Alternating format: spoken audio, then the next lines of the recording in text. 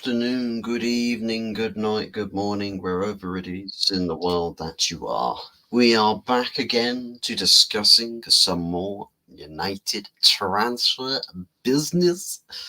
And man, things have flipped on their head a little bit.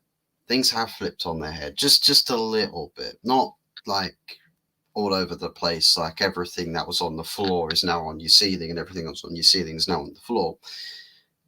Not like that kind of flippity flip, flippity flip, flippity flop. It's actually LENY YORO, favourable to Real Madrid, Hala Madrid. A target, not a priority target by any means, by the looks of it, but a target nonetheless. And where the player was eyes only for the Galacticos, it looks more and more likely that he is actually changing his mind on that and is deciding, you know what, Real Madrid, they're not willing to bid to my club to get, the deal done. Optionally, I could just stay here for another year and go to Madrid on a free. Or I could make the jump to my next club now, with still the prospect of Real Madrid in maybe 3, 4, 5 years, dependent on if I actually go to my new club and actually do well. That's its own feat.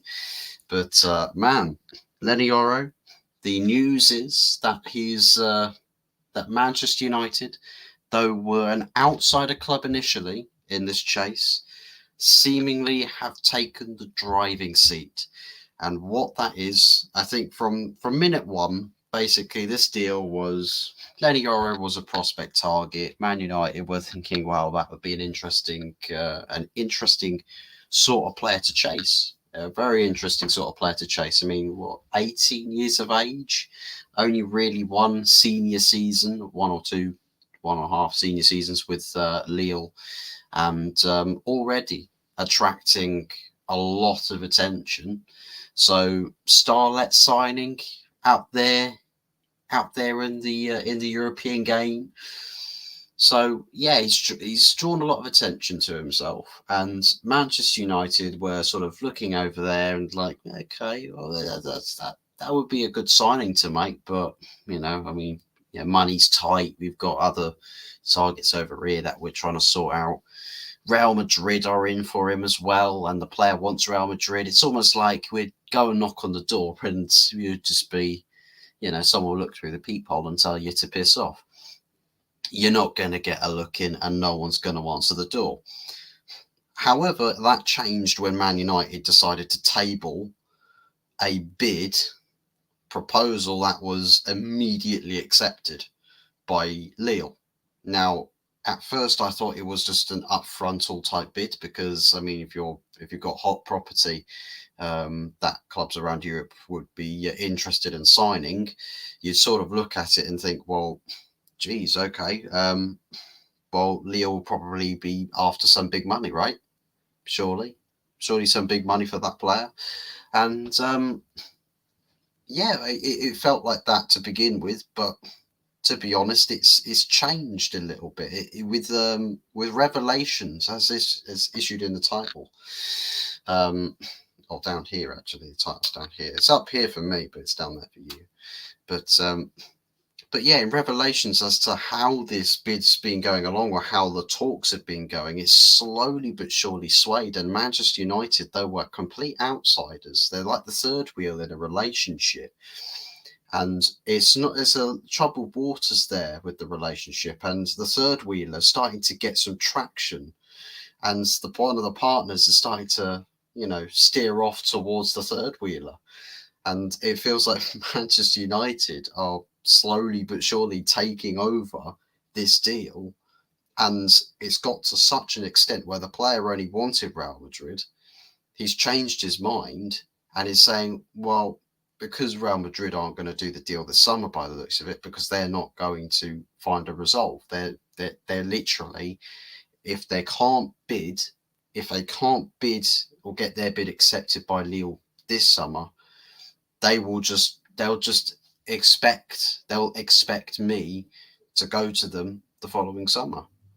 And some players will absolutely be hell bent on doing that. But, you know, you spend another year at Lille at a club where reputation, not with the fans per se, maybe with the fans, but rather reputation with your club hierarchy is a little bit damaged. You'd sort of sit there and you'd almost be wondering, well, is that the best choice? Is that the best move to make, to sit there for an extra year just so that you can guarantee getting picked up by Real Madrid in the following summer?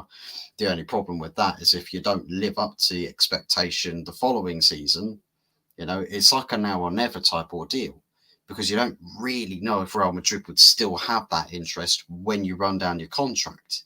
You might have to do an Odin Wingy and turn up to the Bernabeu begging to be let in. And they'll be like, no, go away. There's this weird French kid outside our training grounds and he's trying to get in. Don Carlo, come sort this out. It might end up being that, but, that's... I can't imagine a YORO would end up doing an Odin Wingy. Goat States Football, Clear Lake out. Big ups, Hot Plus 44. Big ups to you, man. Good to see you. Hope all is well with you. And big up the chat. Well, you're the first chatter of the show thus far. There are 7 people watching, allegedly. Allegedly 7 people. Maybe there's 7,000. Maybe there's 70,000. Maybe I've got more people in here than there were at the Mbappe presentation. Rumour has it over 80,000. Not bad. Not bad for a player presentation. What would you guys reckon about a player presentation or doing player presentations in the English game? I'd say it'd be interesting, to say the least, if clubs in this country were doing player presentations. I can't imagine the lesser teams would be doing that, but the proper high-end teams like a Manchester City, although they'll probably struggle to fill out the stadium or like a tenth of the stadium for a player presentation. Maybe with Manchester United you could do that, because of high fanfare, and if the admission prices are ridiculously cheap, if not free, you could get attraction with that. It's a feat, it's an idea, whether it's a good or a bad one. I think it's for anybody else really to sort of make up their minds on. I went on my channel in the afternoon when I got my Madrid shirt next year. I'd swear the Madrid shirts, like the Mbappe shirts, like I saw a rumour that due to stocking issue, that the Mbappe shirts, people might have to pre-order but wait for several months before the shirts come back into stock for Kylian Mbappe on the back, because there's so much demand for them. I don't know if that's true or not. It's a bit much. It equals more PR money for the ownership. That's probably more the reason why clubs in this country would probably want to do that. Jump onto the hype train. But yeah, as long as it comes to a point where the players are actually like proper top level quality, and you got your own English Galacticos and a team that's just dominating left, right, and centre, then maybe I could make an exception for it. If I'm watching a presentation for a player that I know is going to win me a treble the following season, or from the start of the season that they're about to kick off in, then hell yeah, I'm all for it. But these days it feels like you'd be hyping a lot of flops, a lot of floppage. It's like Barcelona's like several past times they've signed superstars, wink wink superstars, and they get to the bit where they do the keepy uppies and doing just the basic skill set in the presentation, they're just absolutely fumbling the bag hard. Be typical. That'll probably be with every single Man United player presentation ever. Literally, just they can't do 5 keepy uppies. They'll send the ball into the Etihad, just like, oops, sorry, you guys got any more balls?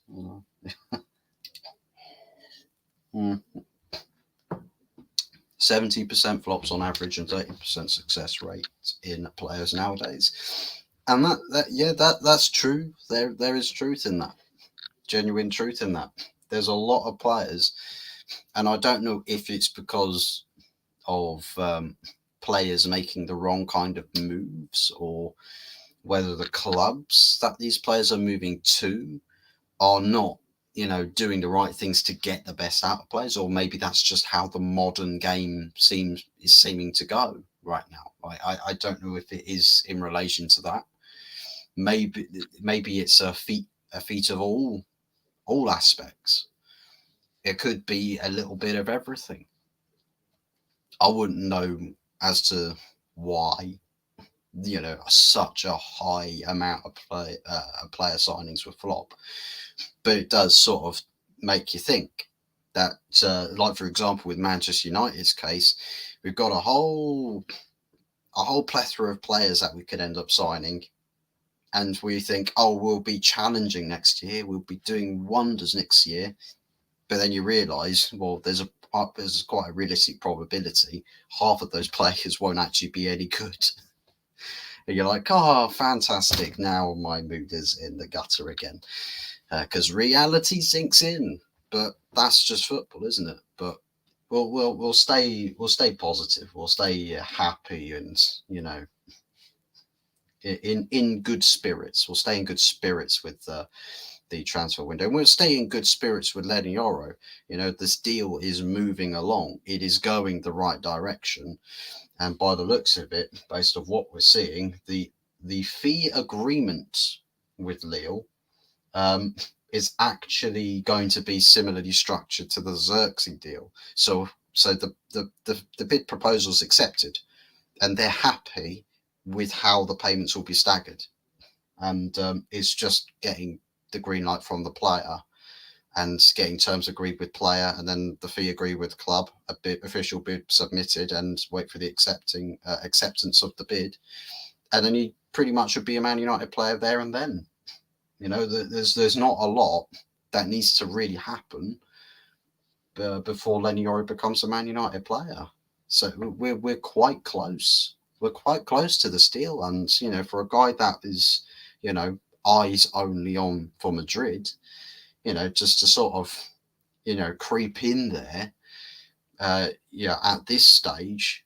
And that does also beg the question what the second centre back choice is going to be, because in the thumbnail I've asked a question about Matthijs de Ligt.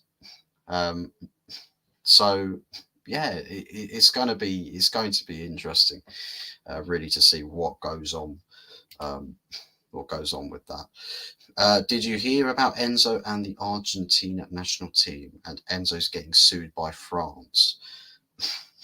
Enzo, is that your manager, Enzo, or Enzo Fernandez?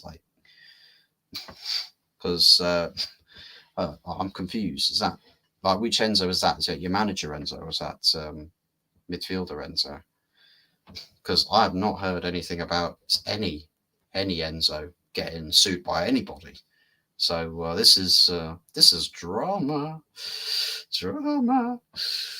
news, and of course it involves France. I don't know what it is with France. Every time there's some big court thing going on, France seemingly have some hand in it, or French representation.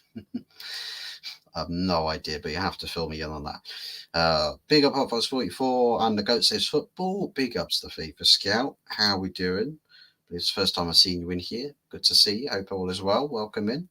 I enjoyed watching your stream earlier today. Bosh. Well, I didn't stream earlier today, but if you're watching a previous stream earlier today, then I sincerely hope that you enjoyed watching it. You've got this stream, of course. Enjoy this one like it was here.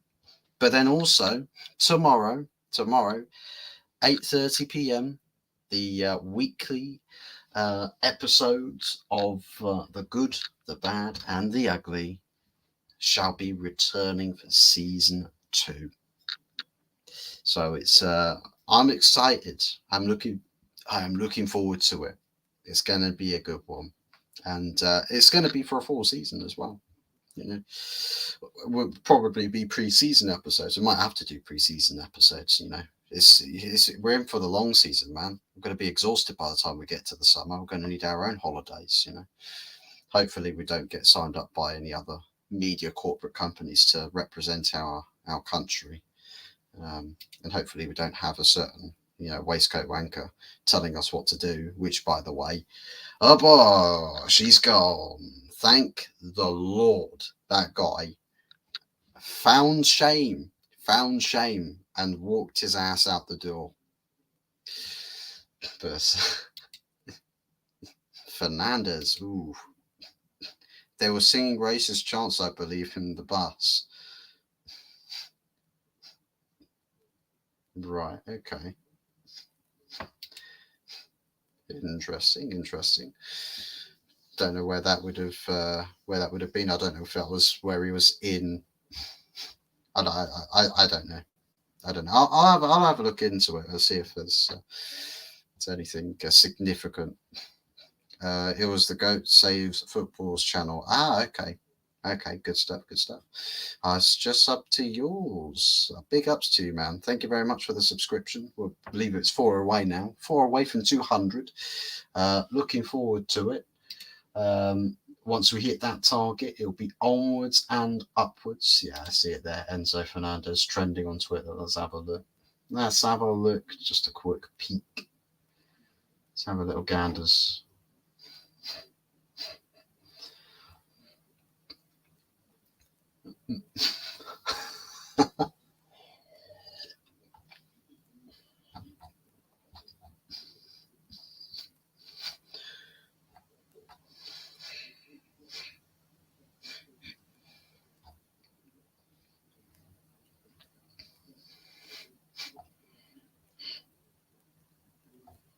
So is it that they're accusing Enzo Fernandez of being right?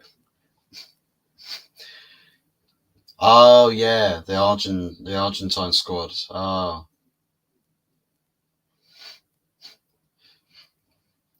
Okay.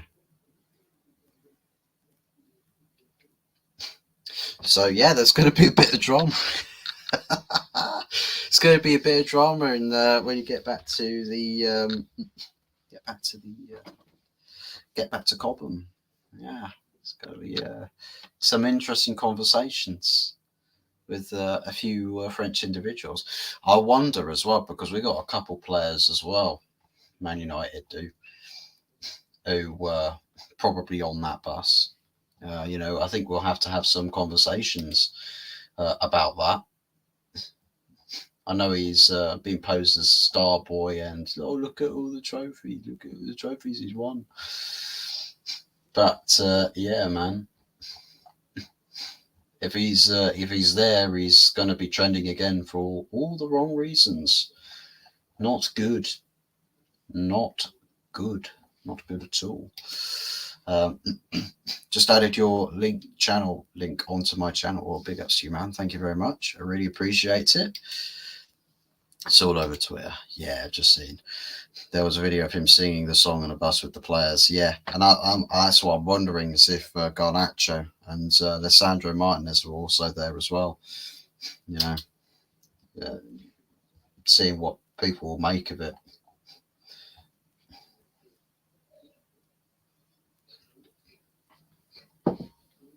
But yeah.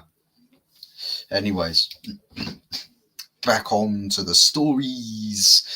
So yeah, LENY YORO. Moral of the story with LENY YORO is it's seemingly getting more and more on track. We are heading in the right direction. We should get, as long as things progress and the player does choose Manchester United and certifiably gives his stamp of approval, that should wrap up the second signing of the summer. Now, of course, with Manchester United and Ineos, their intent is to sign 2 centre-backs this summer. Now, a lot of people are defaulting here. A lot of Man United fans are defaulting to saying Jared Branthwaite is the other target. And I somewhat disagree with that. I don't really think that Jared Branthwaite, given how much money is essentially being asked of Jared Branthwaite, and not only that, but before the sale of I think it was Amadou Onana, before the sale of Amadou Onana to Aston Villa, it was already a very, very difficult deal to do. Very high asking price. And I can imagine Everton, they want bulk. They'll want it just up front. They won't want to negotiate doing staggered payments for anything. I reckon that they'll just want it straight cold hard cash. So it begs beggars belief as to what the thought process is when we know that money is tight, and that the talk is that if we want to sign the second centre back, it would mean that one of Lindelof and Maguire, if not both, would need to be sold in order to make the second centre back signing deal happen. For me, I'm all show of hands for Maguire. Get in the boot. See you later, buddy. Out the door you go. Go and find your first team minute football somewhere else. Or maybe his ambition to play for the country has just died. Maybe it's just died because his best mate Southgate's walked away from the job. So so I don't know. I really, really don't know. But for me, it just makes more monetary sense, to let go Maguire instead of Lindelof, because, we've got Galatasaray, I think it's Galatasaray or somebody else, another club, a couple of Turkish clubs that were criminally underbidding for Victor Lindelof. And I just think that, the Turkish market's not really it's not really the market to sell to when you want to make a bit of good profit. Well, not profit, but making pay on a good fee, essentially. So I think Maguire is the right choice. Plus, I think Lindelof is happier being a third / fourth / fifth choice centre back. Maguire, he wants to be in the limelight. He wants to be the player that starts week in, week out, and he's not going to get that. He's not going to get that at Manchester United anymore. So if Maguire goes, get a good fee for him, absolutely. Would all be for it.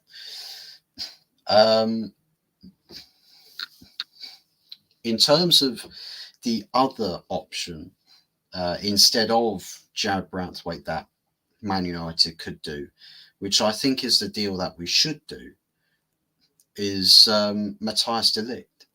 Not only is it a cheaper transfer fee to do, probably bigger wages by all means, absolutely bigger wages, but overall better experience, because otherwise your only real senior centre backs you've got, right, will be Martinez at 26 and then Johnny Evans at 35, 36, and then you'll have either Lindelof or Maguire, but the only person really that starts in that back line is Lisandro Martinez. So for me, I would be looking at, from an experience standpoint, I know maybe, from a fitness perspective, if you were to choose between the two fitter centre backs or the better injury records, I think Branthwaite would win out every time. But I'm looking at it from a standpoint that, if you've got YORO there, then I can't imagine de Ligt is playing every game anyway.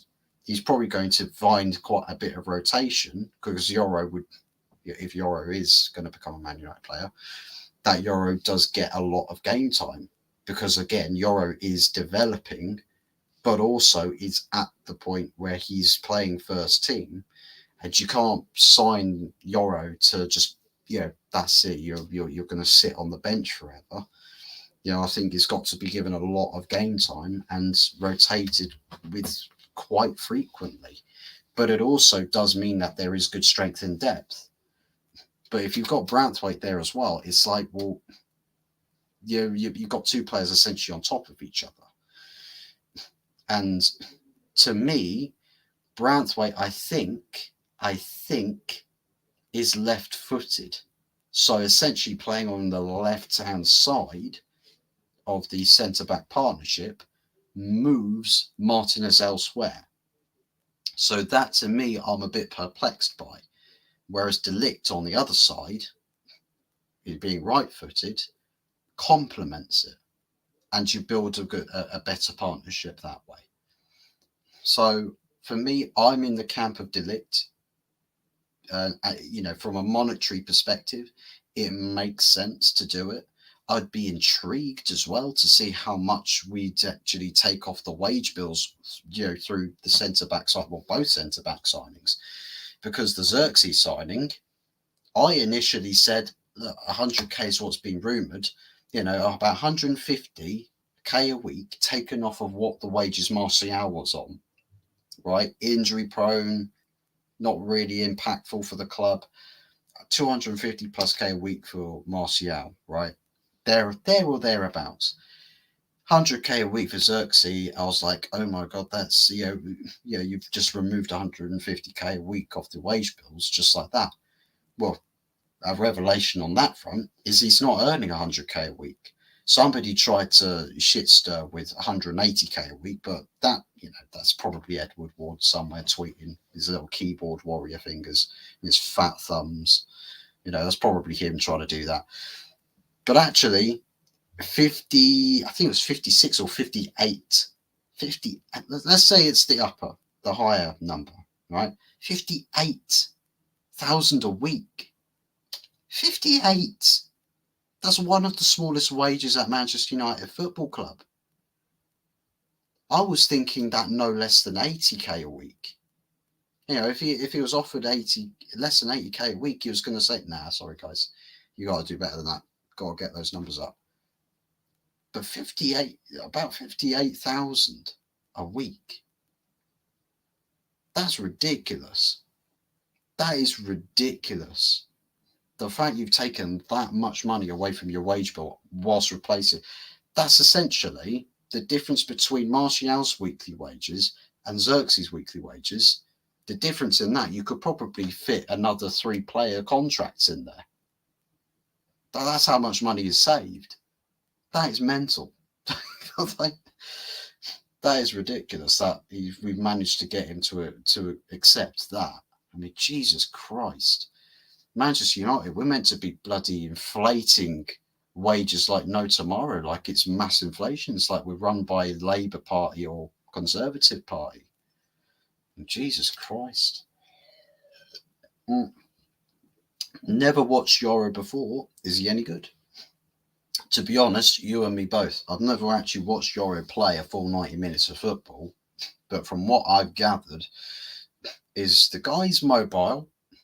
I think he's probably a bit more aggressive temperament. I think he's quite an aggressive character on the pitch as well. Very quite dominant in the air, but a very aggressive temperament. He goes to ground a little more than perhaps an experienced centre back would deem necessary. Because as I think it's Chiellini or something, or somebody of that ilk. It's either Maldini, some famous centre back from Italy. I think quoted it that as a defender, if you ever you lose the challenge, you lose the duel with a striker if you ever have to leave your feet. If your feet ever leave the ground. So yeah, I think quite brash, quite but I think again, coming of age will come experience, and I think a bit of wisdom on his shoulders as well will take him a long way. I think he'll do. I think he'll grow into a really, really good player. But again, we've got to figure out, how to sort of get that out out of the player if we do sign him and opt to develop him. You guys seem to be linked with loads of centre backs like De Ligt, Branthwaite, Chalobah, and YORO as well. But yeah, we've got a lot of targets, and I suppose the thing is, right, and don't forget Jonathan Tah as well. We apparently expressed an interest with Jonathan Tah, which again sort of makes me wonder, why would Man United try and interfere with a buy-in target if not to be interested in Matthias de Ligt or doing the deal, if YORO's a priority and then your second option's Branthwaite? You'd be leaving the de Ligt deal alone, completely alone, no engagement, no intermediaries, nothing, until you've sorted the YORO deal. And then you can either cut the de Ligt deal dead to go chasing Branthwaite, or better yet, one thing I would want to see Man United do is cut the Branthwaite deal dead and say, well, we still want to do this de Ligt deal. If Bayern can give us a hand by pushing things along on their end a little bit, then maybe we can get both of these signings across the line, doing both of those deals. And in how we'd structure payments, because the Lille fee, which is, I think, is something about 52 million. I think it's something like 52 million pounds that we would pay to Lille.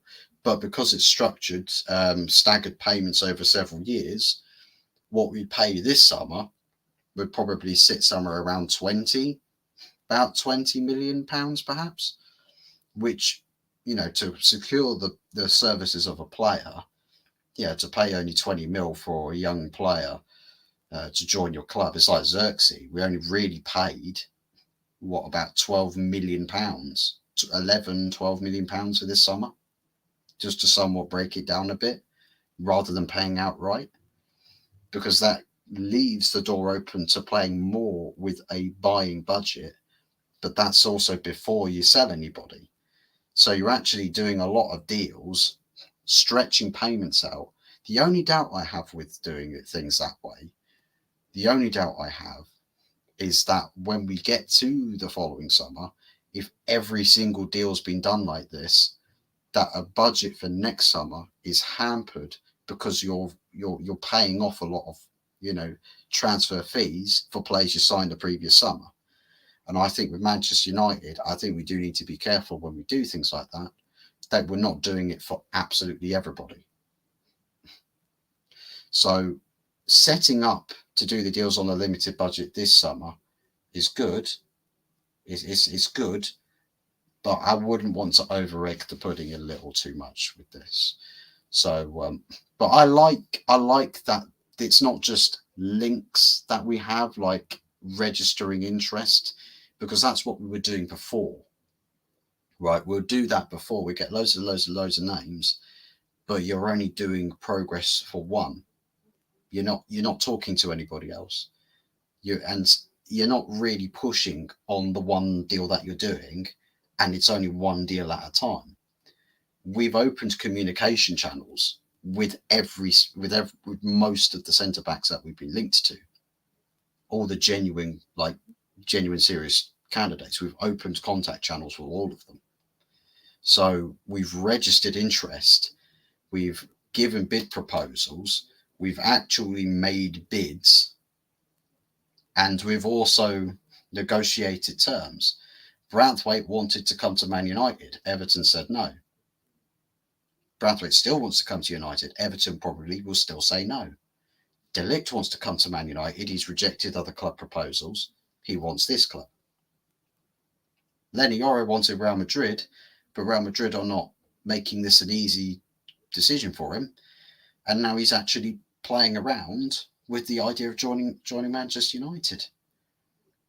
And he's getting more and more encouragement to do it.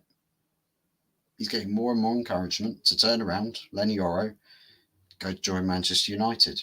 The Real Madrid dream, it can wait.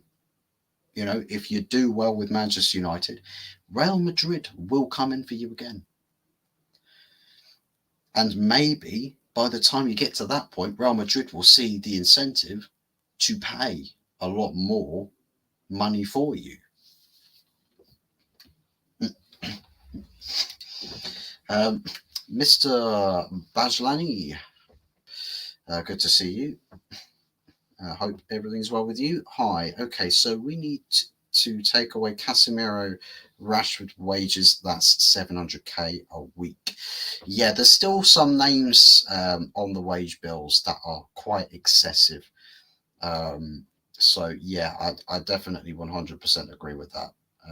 That we do need to analyze or assess those wages to get them removed off the bill. I think with Casemiro, we'll just have to be a little bit patient.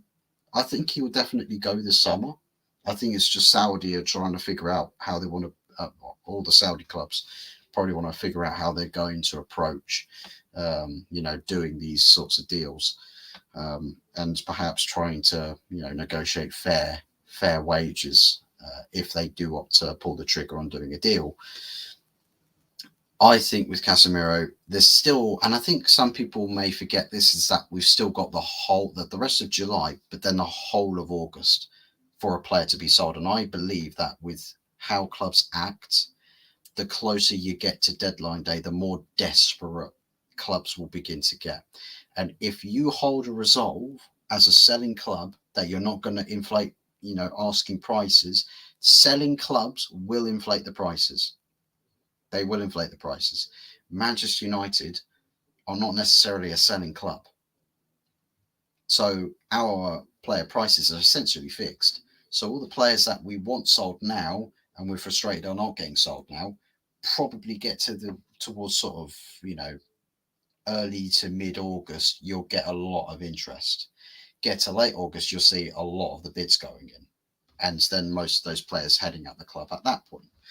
So I think it's some parts of this summer, I feel like we have to play a bit of a waiting game. I know Rashford is somebody that Manchester United do not really want to sell, but if somebody were serious enough to stick a big bid in for him, about 80 million plus, Manchester United will do business. They will do business if that bid gets matched, right? Or if that fee gets met, which I don't think anybody on the planet would do. The most likeliest club to do it would be PSG, but I don't think they're all that interested with Marcus Rashford at the moment, which is quite damning. I suppose with the wage conversation as well with Jadon Sancho, because we can't attract a buyer at the moment for him. So the alternative really is to getting him, is essentially for him to stay. The situation could change. It could change, but I mean, on those wages, I'm not going to hold my breath for it. I'm not going to hold my breath at all. But I think it's like with the YORO stuff. It is genuinely like with the YORO stuff. It just comes out of nowhere. It literally came out of nowhere. We from one day we're just, we're outsiders looking in on this deal between Lille and Real Madrid. The next minute, it's we're practically, we're not too far off actually completing the signing for the player. The clubs have agreed, fee structure, how you're paying it, and then you're just a couple of conversations and meetings, negotiations away from securing the player's signing. So the Telegraph are suggesting that if LENY to Manchester United does not happen, that Man United seem in a position to accelerate a deal for Matthias de Ligt quite quickly. But I think even after doing the YORO deal, I think we should still go to secure the deal for Matthias de Ligt. I still think we should do it anyway. And see, the same source, the same outlet has just said this as well. MEFC are weighing up whether to make a third and final bid for Jared Branthwaite. So they don't really want to do it. They don't really want to continue pursuing a player that Everton are just being hard-nosed about. So it makes all the more sense that De Ligt is the player that follows YORO if you can get the YORO deal done. Those are your two centre-backs. Push to get those two deals done. That makes all the more sense to do it that way. But,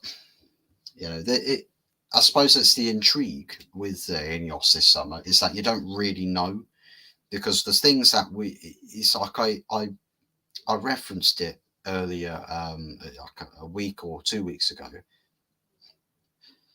The signings the players we're targeting now, that the players we're linked with, that we're talking to, doing deals for, signing now, once you've got through that first wave of players and targets, you'll get a whole slew of random other names that just come out of nowhere, and you're just like, oh damn, I didn't know Man United were linked to that player. They're just out of nowhere. Just, hello, you're now on my shopping list. I'm gonna put that in my basket and go get my Tesco club card out and get me a cheeky discount, saving an extra 5p off my shopping this week. Seriously though, Nectar cards, biggest scam. Such a scam, Nectar cards. Never understood them. Never saw the positives to them. Another name that is that has been mentioned a lot in the news fronts this summer, or in last couple of days, Scott McTominay. And the word has it that I personally think this is a mistake from Manchester United. But let me know what you guys think. Scott McTominay, the Manchester United are drawing up contract extension talks, or a new contract. And I don't really get why. Maybe if it was a sort of contract proposal to sort of solidify being a bench player, where they modify some of the incentives, that maybe it's a certain way to not give silly add-ons or silly bonuses if he does specifics on a football pitch, but rather making contract that is suitable, or just for the sake of it protecting player value. I mean, whatever the reason is, I don't know why. I don't see the logic to it. I don't see the how Manchester United win with this. Some fans are overjoyed with this prospect of McTominay getting a contract extension. I've seen some bum on the internet as well.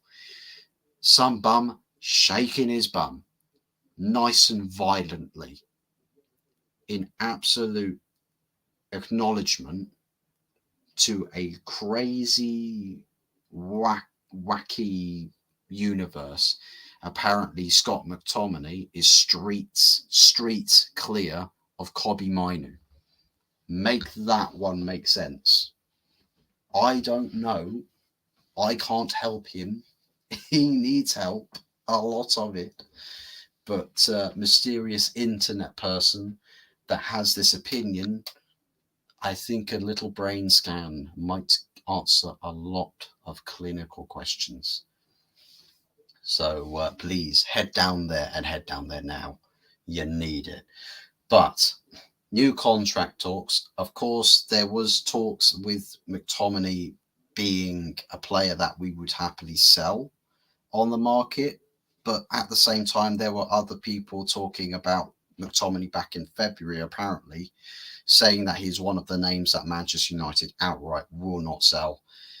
Whether that's still the same case now, and that's what people are saying now, I don't really know, to be honest. But I've known for a long time, a lot of other United fans have known for a long time, he is not Manchester United standard, and cashing in on him as a pure profitable player as well, by the way. We've not signed him previously with any transfer fee. Academy prospect, academy graduate. Sell him. Sell him. I mean, even if it's for a cheap price, still pure profits. We've just had breaking from, again, Telegraph as well, saying that Manchester United rejected an offer from Fulham for Scott McTominay earlier this summer. McTominay is of interest to a number of clubs, but no one has yet met United's valuation of up to 30 million, which is interesting because I heard the valuation was more 40 million pounds. So I don't know where the actual valuation is, but let's just say, hypothetically, that McTominay is being valued at 30 million. I think 30 million pounds is a push, a little bit of a push for a lot of clubs. But if we do get a bid even close to that with 27.5 million pounds, I'd snap your hand off. I'd say, yeah, pack your bags, Scotty. Off out the door you go. I'd cash in on him. There's not many players that you're going to get this much cash for when you sell them. I mean, Greenwood is going to be off to Marseille very, very soon. I believe that was going to be the case. It was just to dampen her a little bit when the president or the mayor of Marseille came out and said what he said. But supposedly that they're just saying, yeah, whatever the mayor says, yeah, screw him. We're doing our own thing. Sorry, but Mr. Mayor of Marseille, you're going to have to be a PSG fan after this summer's done. But yeah, sucks to be. But there are some Man United fans as well, by the way, that I see out there saying, "Oh, W Mayor, oh, what a W take." I'm like, guys, you're Man United fans. You want this guy gone. He's still paid by this club. He's still an employee at your club. But you want him sold, but you're happy when someone tries to stop your club from selling the player to his club. What are you talking about? Come on, wrap your head around this. Rub those two little brain cells inside that big cranium, rub them together. You might get a little bit of spark and the genius will explode into a vast array of many, many revelations and home truths and realizations. Oh my God, I never knew I could use this much brain power. But seriously, I don't know with some people. It's just the internet, I suppose. The internet is the internet, and it shall always remain undefeated. In how far this bottomless pit, this barrel, right? Sometimes people say when you get low, you hit the bottom of the barrel. This barrel has no bottom, and these people in the internet are so damn mainlining it down that pipe, down that barrel, straight to absolute oblivion. But yeah. As for other, let's see. So yeah, they're still talking about the delete stuff. Also, quick one. Sofiane Amrabat, it's come out, it's revealed that he's not actually training with Fiorentina at the moment. He's not had any. He's not had any international duties to attend to this summer, so he's back. He's back essentially from any holidays he's had already, and but yeah, he's not actually training with Fiorentina at the moment. I think what people are saying is that he does want to return to Manchester United, and I think Manchester United, being a club that still don't really know what they want to do with him, I can see this happening, that he does come back to the club. I do think that's probably what they're going to end up doing, because again, it's a cheaper option, right? Again, we're going back to cheaper, but again, cheaper option. Fiorentina won't ask for a lot of money, and Sofian Amrabat, he wants to play at this club. Um, and it's interesting because I don't know if we had a different sort of different team in charge, or if Ineos weren't really doing what they're doing. I don't know if Amrabat would go back to Fiorentina saying, "Oh, I really want to go back to Manchester." It's like, Sofian, you weren't given consistent game time. What do you mean you want to go back? I think he would have stayed back in Fiorentina and tried to, pine for a move, for a better move. But if he wants to come back, I don't know what it is. He likes what he's seen. But yeah, I think we'll have to look at that. I think 12 mil for Amrabat is a good price, and we can use him in hard situations. You want a bit of depth as well, because we've got currently Kobbie Mainoo, and I think Mason Mount was also being experimented with in a deeper midfield position. I think Eriksen also playing in that role, but I think Eriksen probably maybe let go towards the end of the summer, because I don't think that is a big money deal that Man United need to act on right now. I think that's a cheap departure, with Christian Eriksen heading out the door. I think Amrabat, yeah, is cheap, but it adds a number. It adds numbers into the midfield, and somebody who can partner with Kobbie Mainoo in that position. Because when those two have played together, they've played well. They have played very well together. So it's a partnership that I think we can use to our advantage if and when we need to. But you could also then prioritise your first choice marquee midfield signing by chasing down Agate, which I think there's question marks about that at the moment. And I think Manuel Agate probably will happen if or once Casemiro's gone. So I think with Casemiro, if he sits around for ages, the Manuel Agate deal I don't think is going to happen for ages. And maybe not at all. Maybe not at all, but that's by the by. We'll have to see if Ashworth madness is enough to displace Casemiro, get massive wages cleared off the decks, get Amrabat in for a good price and pay him reasonably, and sort out the Manuel Agate stuff. Maybe if you could, pretty please, Ineos, send Rashford the other way with a little bit of cash extra coming in. And then perhaps we can chase down a winger signing to really be the cherry on the icing on the cake. We still want a left back, and I think Gutierrez, left back from Girona is the target we've identified as the most favourable option, although no deal is active at the moment, because we've got many other things we need to think about first. But depending on how quickly we sort out centre-back options and midfield options, I think very, very quickly this deal can go from being currently dead to really lively, active, raring to go. And I think it's the same story really with the right-back situation, where you're only really going to see us kick into gear, I think, once Wan-Bissaka is gone, because that's still the intent. Selling Wan-Bissaka, get another right back in. Who that right back is, I don't know. Jeremy Frimpong is the intent, or is scenario A. As for who we can go for, if that doesn't work out, Denzel Dumfries from Inter Milan.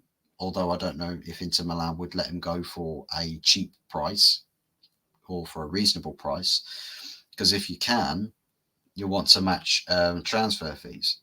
So if Wan-Bissaka goes for a certain amount of money, I think, Manchester United will go and negotiate and try and get payment for about the same, if not less. For a package deal, probably about the same, if not more. But again, I think Man United might be looking to exploit a lot of the fee or budget problems by staggering transfer fee payments. But if they're doing these, I'll tell you what, and I suppose I know I gave that concern that I said about the next transfer budget being a lot of money taken off to pay off other transfer fees. But if the wage budgets are so much smaller, significantly smaller, like hundreds of, like nearly what, maybe like £500,000 a week, quite easily, less this season than last season, that accumulates to a lot of money, by the time you get to 52 weeks from now, right? 52 weeks from now, about 500,000 a week. That's at least 500,000 a week. We might be saving even more than that, even more, maybe 600,000 or even 700,000 at a push. But if we can get that much money, it might seem like short-termisms, there's some savings there, but it all stacks up. So we might end up having about an extra 50, well, not, I don't know about 50 million, but Jesus Christ. Well, maybe somewhere around that. Maybe around 50 million. I don't really know. Let me find out what the current so the salary contracts at the moment. Let's have a look at this. Yeah, someone's put Xerxes on here at 105,000 a week, but I don't think that would be necessarily true. So yeah, I think overall, the weekly payroll sits at about £3,300,001. I mean, you could, that's already gone down. That's already gone down significantly.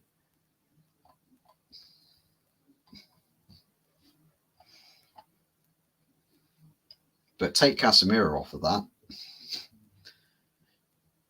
think Maguire with his 190k disappearing as well. I mean, Victor Lindelof's on 120k. Wan-Bissaka's on about 90k a week. So yeah, there's already quite a lot of big wages that have disappeared. So yeah, I think again, significant amount of money already saved, even more money to be saved. Saves there. Yeah, I don't actually think that is. Don't know if that's quite accurate, because I think it was a Bologna outlet said that he would earn Xerxes, that is, would earn about 56 or 58,000 a week. But this is saying allegedly that he's on £105,000 a week.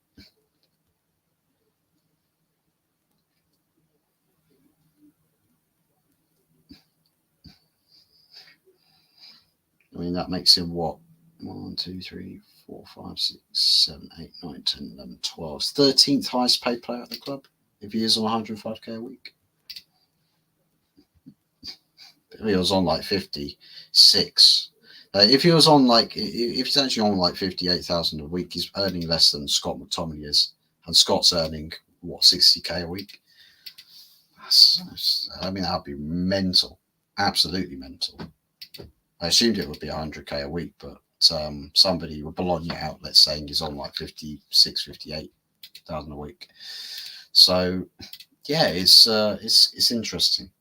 It's interesting. I think I do wonder if it is or which one it is, but yeah, we'll have to see. But okay, so apparently on that video, clarification on the video following Argentina's Copa America win, as it is in Spanish, it might have led to some confusion.